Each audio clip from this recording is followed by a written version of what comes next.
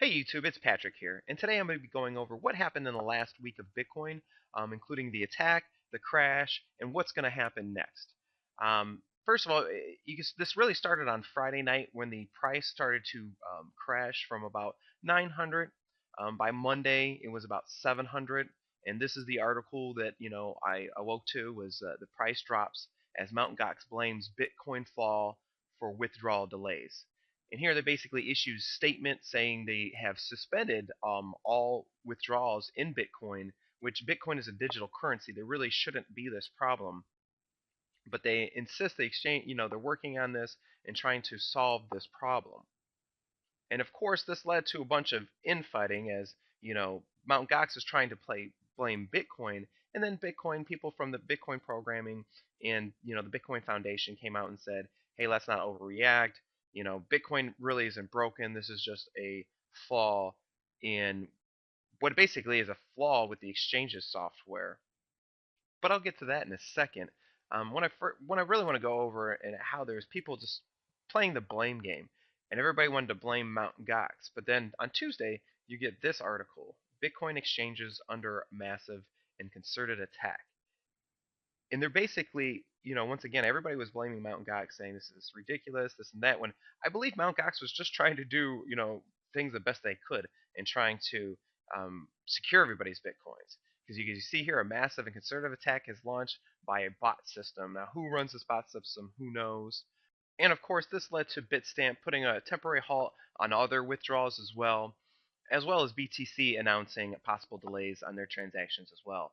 And this is basically all blamed on this transaction mailability, which this problem has been recognized since 2011. So why it hasn't been dealt with earlier is because there hasn't been an attack, basically. What is transaction mailability? It's basically they're able to change this unique ID number with their transaction before it's confirmed.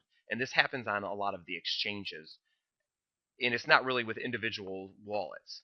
Is it double spending? No. I suggest you look more into transaction mailability to understand what fully it details.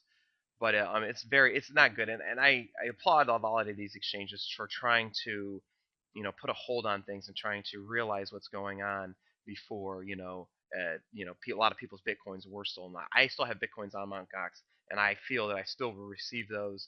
A lot of people, even though they have paused the withdrawals right now, I think they're eventually going to resume them. You got this guy here. He actually went down to Mt. Gox and was confronted and really upset. Obviously, he's got enough money to fly down to Japan, so he's not worried about the money that much, but he still wants some answers.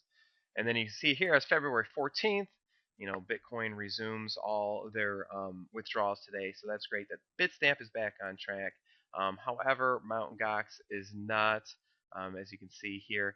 I'm about to go to this article that Mt. Gox announces some more downtime for their Bitcoin deposits, which I'm not too sure why you would want to deposit bitcoins on their system right now. But I think they're just trying to create a solution so basically they can function as a fully functional exchange again and have people be able to deposit and withdraw the bitcoins with ease.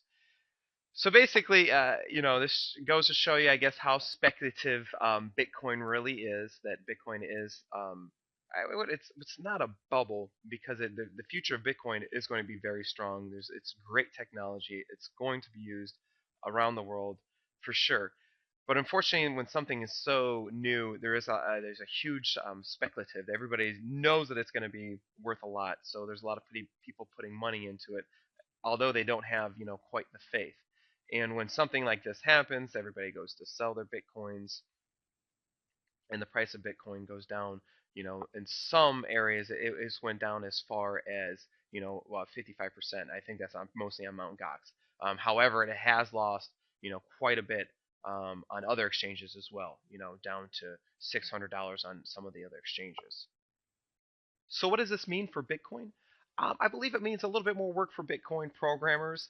There's people out there that are working on this problem, trying to fix this malleability issue, as well as Mt. Gox is trying to get fully functionable again, because the more fully functionable they are, the more money they're going to make. So I believe they want to stay in the Bitcoin community. A lot of people don't like Mt. Gox. They've had other issues with Mt. Gox before. I understand that. I think Mt. Gox has added value in the Bitcoin community as an exchange. I would like to see it stay up fully functionable, but we'll see what happens. There's also a lot of good investment opportunities, not only in Bitcoin, but Litecoin is down to $16 as well. All the alts are down just because usually when Bitcoin goes down, so do they. So it's a great investment opportunity if you want to get into Bitcoin. If you can eventually get money onto Mt. Gox.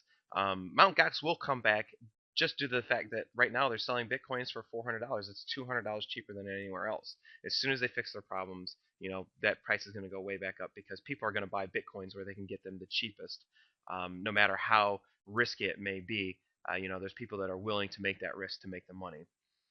But I hope you enjoyed this video, and I hope this cleared up what exactly happened this last week in Bitcoin. Hopefully next week is a little bit calmer in Bitcoin, and we just hear more positive news about more vendors and retail shops accepting Bitcoin. But that's all I have for you right now, so I'll see you on YouTube.